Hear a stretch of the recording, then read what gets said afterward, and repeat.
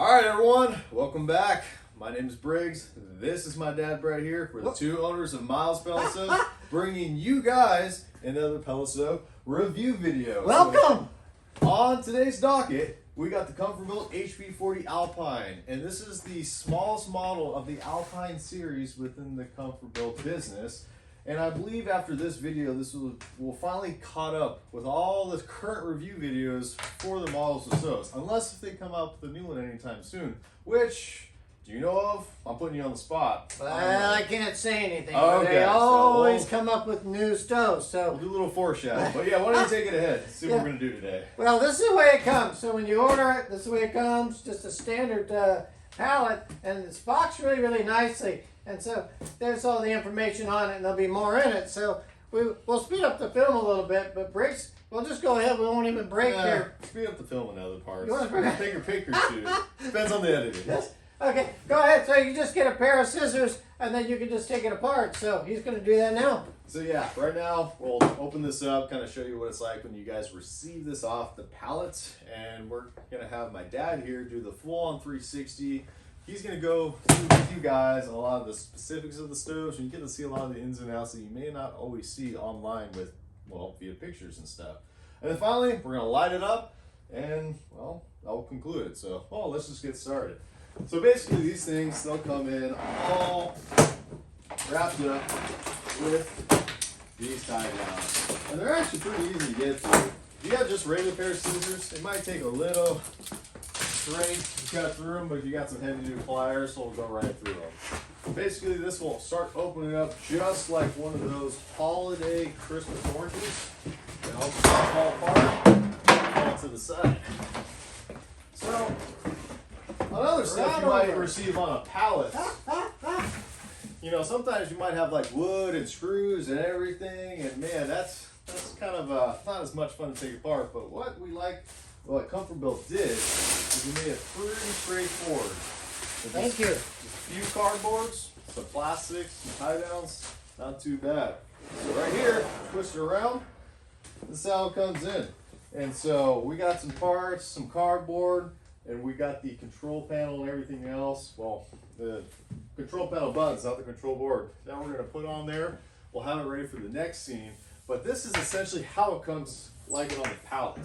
Right in here, first glance, I have some goodies in there, from the control panel itself to the guide and, of course, the power cable. That's it. I know I gave you a bunch of everything on there, but we'll go through it. yeah, but before we kind of get it all set up, and before we do the 360, you got any last things to say? No, I want to switch places with you. So All right. this is a little bullet per se. It's really, really small but very powerful stove in my opinion. For smaller spaces, you don't have to overwork it, but it's not going to heat a ginormous home or room. So a lot of people want to know, okay, Brett and Briggs, how much is this stove? It's $999. If you like it, great. If you don't, okay too. It's on our website. We appreciate your business. We'll keep that away. So you always get free shipping along with this. And so they say that it will heat between 800 and 1,500 square feet, up to 1,500 square feet. I would kind of stay, it depends on the architecture of your house, and retaining walls, partition walls, high ceilings, there's a lot of little things. But just, I would not get the stove if you plan on overworking it. So roughly around, I would say 1,000 to 1,100 square feet, be in that safe zone. I think that would be a good square footage for you. So they had a little blurb here. So You get some more caffeine? So under normal conditions or temporary temperature conditions, 800 to 1,500 square feet. I think about 1,100 is the sweet spot again. So we'll keep it at that. 81% efficiency, not too bad. 26,000 BTUs per hour, not bad. It's not huge, so you need to know that. That's kind of important. And the hopper size, you know, a lot of people will like a ginormous hopper. Some people, a small one's fine. This one will hold 25 pounds. Not too bad. We'll show you that when we do the 360. So the width is 12 inches and the height is 30, and the depth going back is 21 inches. And so the big thing here, it only weighs 182 pounds. It's still a stout, good stove for the dollar. So we're gonna break it down some more. We're going to take off these side panels on the next clip. We'll take off the 2 side panels so we can show you the internals and all the moving parts. And then at the end, like Brick said, we're gonna light it up and show the consumers reality, how it really starts and a real flame rather than a computer generated flame. So stick with us. We'll see you in a few minutes. Sounds good. All right, we'll get Handy. I'll get the camera and we'll just go 360. Okay, let's get Handy. Yeah, we'll jump to the next. We'll see you.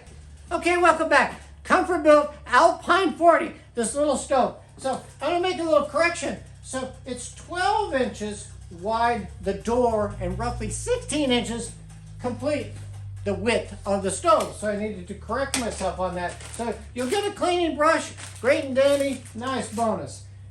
Remote control, nice bonus. Back here is the user control board that Briggs attached to the stove with a couple of screws, and that, as we showed you at the beginning of the video, comes in the hopper. You take it out and you attach it. There you go. And obviously the power cord, we'll show you how that plugs in. And then this is what I really, really like. I look at a lot of user manuals or installation manuals. I like this one. Again, 8.5 by 11. You can read it, you can understand it, and there's some nice color photos in it. So there you go. So we'll put that up here. So we're gonna do kind of a runaround.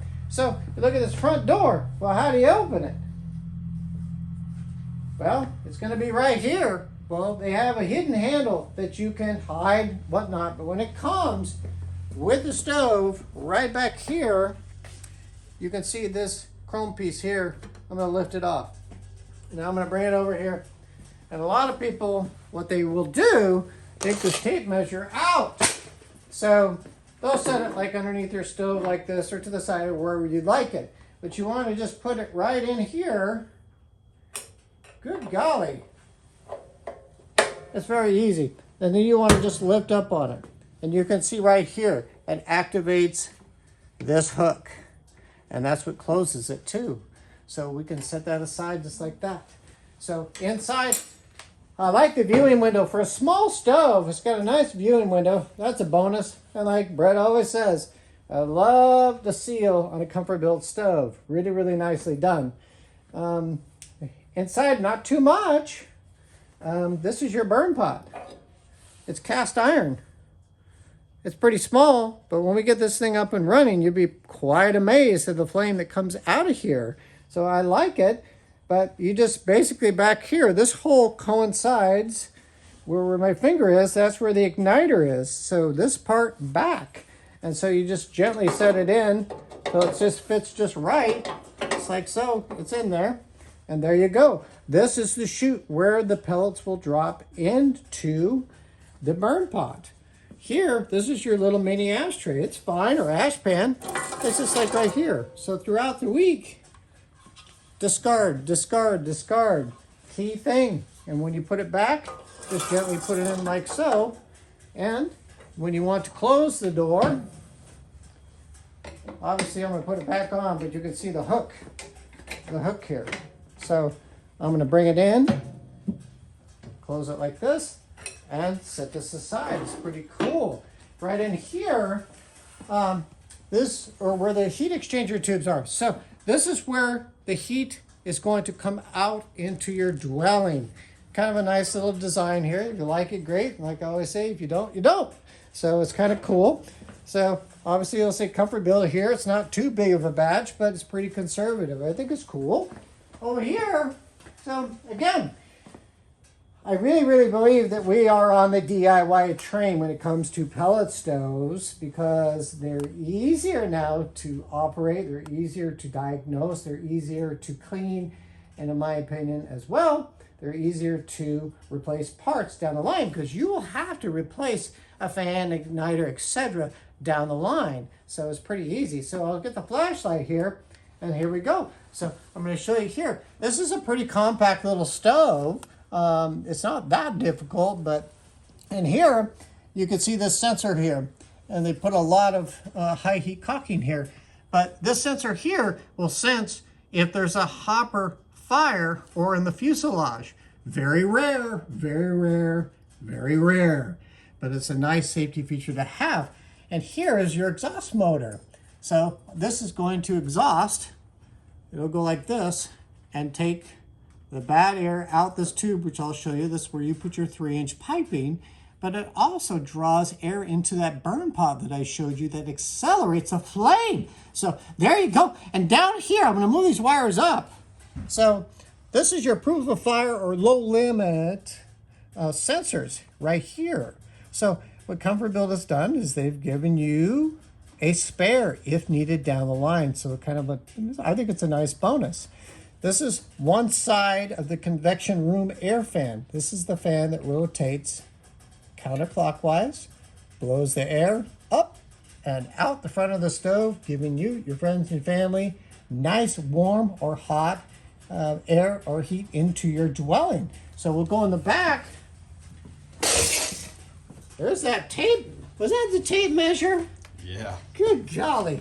I'll tell you, this is it. So every stove will have a plate like this. And so the plate will basically give you some of the information, obviously the model number, the serial number, the third-party testing lab. It'll give you a couple schematics on how to install it. But in that user manual, they'll give you different configurations and how you can install your stove. And if you feel uncomfortable doing it, good golly, you can have a licensed, bonded, insured contractor do it for you. So anyway, that's that. So it's nice to have this back here. Yes, EPA approved, and yes, manufactured home approved. So that's kind of cool. So back here, this is your exhaust pipe here. So this is where you're going to connect your exhaust piping, 3-inch. If we go over here, right here, this is your intake air, or you can connect your outside air kit to it. It's about 2 inches wide. And so it's required in manufactured homes. You'll see that in your owner's manual.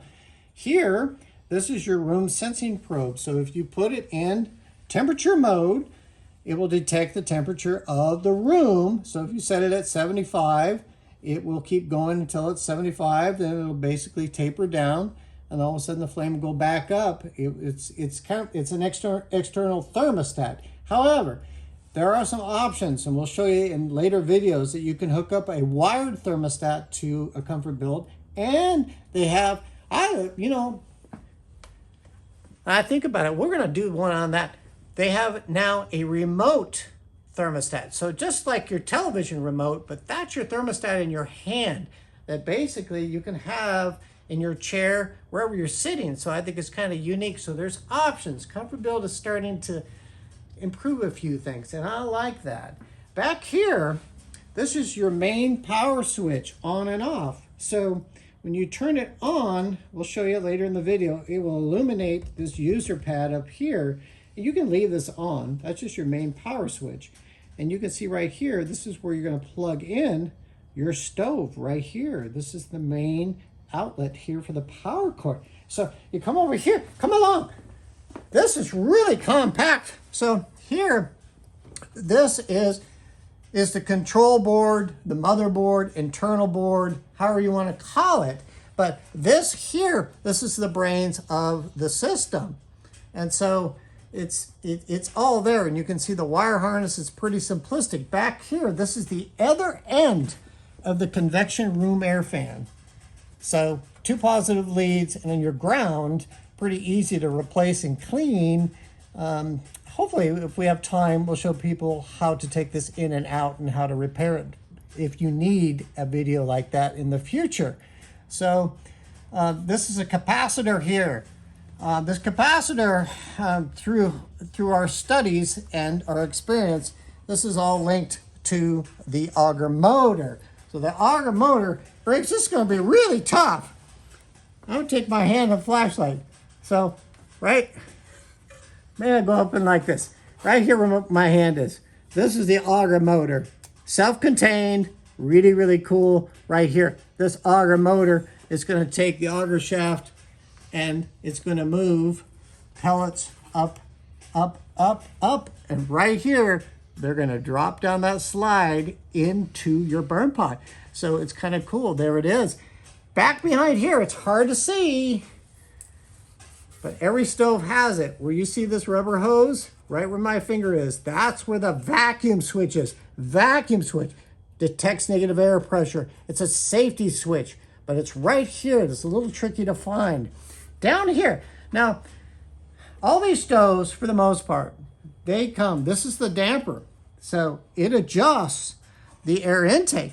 So they come preset. But what we have figured out on some stoves, based on the house as well, is that when you unloosen this screw over here, can they see it, Briggs?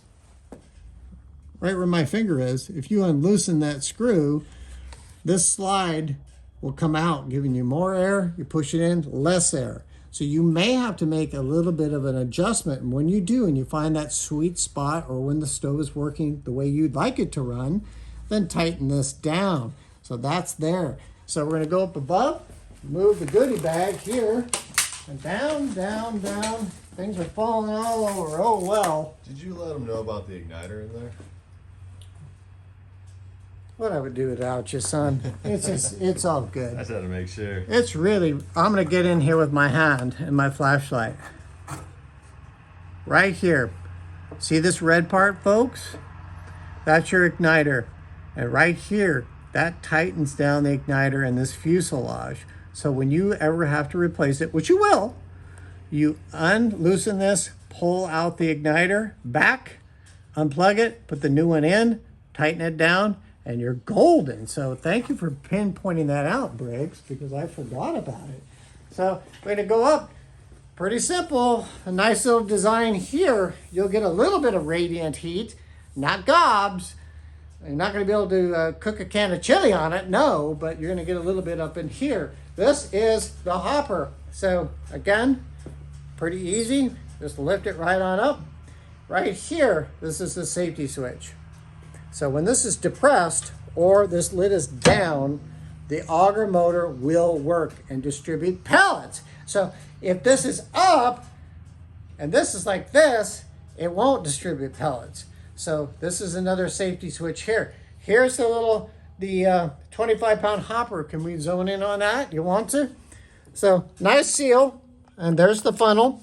And then I think I can get my hand in here, but right here, you can see the auger shaft right here. This is gonna bring the pellets all the way up here, and drop them down.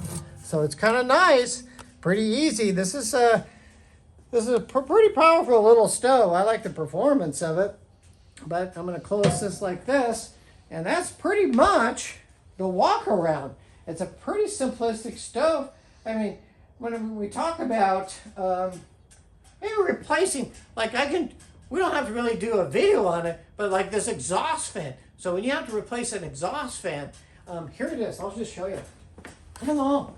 Here you go. So this is the exhaust fan. So obviously unplug your stove first for safety, but you're just gonna pull off these two positive leads and this ground, and then here is your exhaust motor. 1, 2, 3, 4 wing nuts. Unloosen them, pull off the motor. The new one comes with a gasket, so just put it back on. Tighten, tighten, tighten, tighten. Boom, boom, boom. You're done. You just saved a service call. So I know you folks can do it. So in the next scene, what are we gonna do? We gonna light it up? No, we're gonna go over that control panel. That's right. So Briggs always does a little bonus. So these control panels, they can become very high tech, or you can make them very, very simple to operate. And so in the next scene, Briggs is going to show you folks at home how this stove operates. All right, so this is just going to be a short little bit of just going over the basics of the control board. And for anything going real in depth and stuff, you can refer to the the guidebook for the stove. It's a really nice guidebook, very colorful, bigger print. It'll tell you pretty much everything you need to know about this stove. So let's get started. So as you can see, if I press any of these buttons, nothing's gonna happen. So let's remember, going behind the stove back here, Dad, if you want to follow me, you're gonna have this master control switch right here. So even though we got full power and everything else, we're still in the off position. So don't forget about this. So when we flip this, you're gonna hear a nice little jingle. And this control panel is gonna come to life just as so. So as you see right here, you're gonna have here some stats. This top left part up here, it's gonna tell you which mode you're in. Right down here, it's kind of like a status box telling you, hey, is it going? Right now, saying stop. Right here, you'll have your heat levels. They range through about 1 and 5. And right here is your up and down arrows to adjust either the heat level or the temperature level. Right here, it's kind of like another status area. Right now, it's telling you it's off. And over here, you're gonna have the date and the time. Well, more of the day and the time.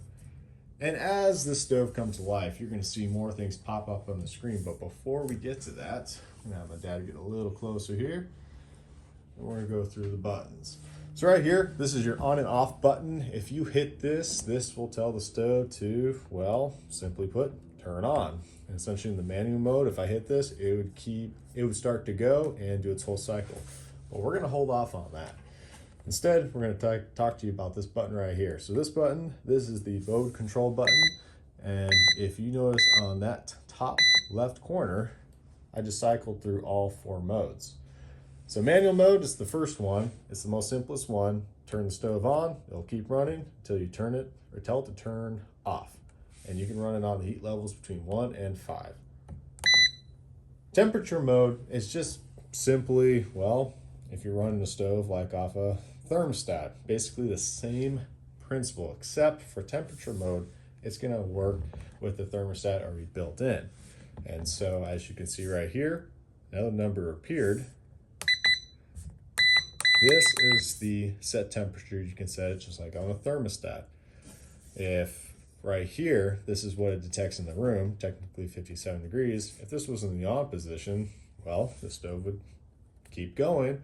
And then once it reaches temperature, it then will either go down to a level 1 idle, depending on your settings, or it'll tell the stove to shut down. The third one we have is weekly. So this is more the fancier mode where you can set it for, hey, I want my stove to come on like a Monday morning at 9 a.m. and run for, you know, so on and so on and so on. You get the point. It's pretty much a more scheduled thermostat mode. And finally, we have thermostat mode, not to be confused with temperature mode. I know, it can get a little confusing, but the actual thermostat mode on here is a less used mode because usually people like to keep things simple. However, if you wanted to use an external thermostat, this is the mode that you would want to have your stove set to. Right now, today, we're not going to be doing that, but in the future videos, I believe we do have one of these specific external thermostats for ComfortBilt stoves that we will be demonstrating. I'm really pumped up about it, and we're going to see if it's, you know, going to be beneficial to the consumer, or is it, well, I'll be nice, or if it's not. And so that is a remote thermostat, and yeah, we'll save that for the next video. It's all good. So right there was the basics of, well, a lot what people use. If you want to know a little bit more, right here, this exclamation point, I call this the odometer of the stove. So basically you can see which sensors are activated or not. I lifted up the hopper lid and you can see the limit switch kind of going on and off there. If you hit it again, just kind of like mileage on a car, you can see right here, total ignition times, run times, total fuel, if you really wanted to run some numbers. Because we've met people that love, well, they kind of like running these analytics. They like to be as efficient as they can. Nothing wrong with that. Over here, you've seen what the up and down arrows do. This is the back button, and this is the enter button. They're not doing anything right now. However, if you press and hold the enter button, right here, this goes to the set data page. And right here is all the extra settings that you can get into if you want to further get to know your stove or really customize it. But this video, we're not going to be going over that, and we're going to hit the back button, and that is just a really quick overview of the stove. So the next scene, you're going to see us light up the stove, but essentially what happens when you hit this power button, I'm going to kind of tell you what kind of goes on to this screen. So you hit that power button, you got the green light here, the stove's coming alive, you got a nice little flame image right here, status is igniting, and then you have on, and right here you can kind of hear the fans going and stuff. And this is essentially going to be telling the stove to start the auger and trying to get pellets going. So in the next scene, you'll kind of see that more from a farther distance and get some flame. All right, real quick before we start up the stove, we're going to do a bonus clip because I made a mistake. I forgot one more button to mention, and it's this plus button right here. So basically, if you hit that, a red light button's going to come on, and it's going to change the functions of a number of these buttons, and it's more of an advanced settings thing. So just as a heads up, the manual will tell you more about that if you ever see a red light like that. But no other status symbols, just hit that, things will go back to normal. But as a bonus thing, if you hit this and you hit the center button, it's a priming feature for the auger shaft. So this is really handy if you ran out of pellets and your stove's completely empty. You can help prime that auger shaft. So if you do try to do a start of the stove, you don't have a delay or a misfire. And if you start hearing pellets feed in there and you're happy that you had enough pellets go through, just hit that again simply and do this. There you go. It's a bonus tips. All right, everyone, we finally got to the scene. We're going to be starting this stove up, so you're going to see the full-on startup process. You're going to see the running, and basically, yeah, we'll finally get to see some flame. So before we do, and we won't make them wait any longer, do you got anything else to say? Pre-burn. So when you get the stove at home, if you can pre-burn the stove outside, the better. If you can't, if you hook it up inside and you start it up for the first time, you may see a little bit of smoke here. It's burn off from the paint. It's new. You'll have that new smell. So if that happens inside your house, get some cross ventilation going on. You know, we've seen some of the smoke detectors go off. You know, you may have to reset it if it goes off, but that may happen. So it's not like the stove's on fire. It's the pre-burn process. So you ready to start it up? Yep, let's do it. Okay, let's go. All right, there she goes. Enjoy. Enjoy.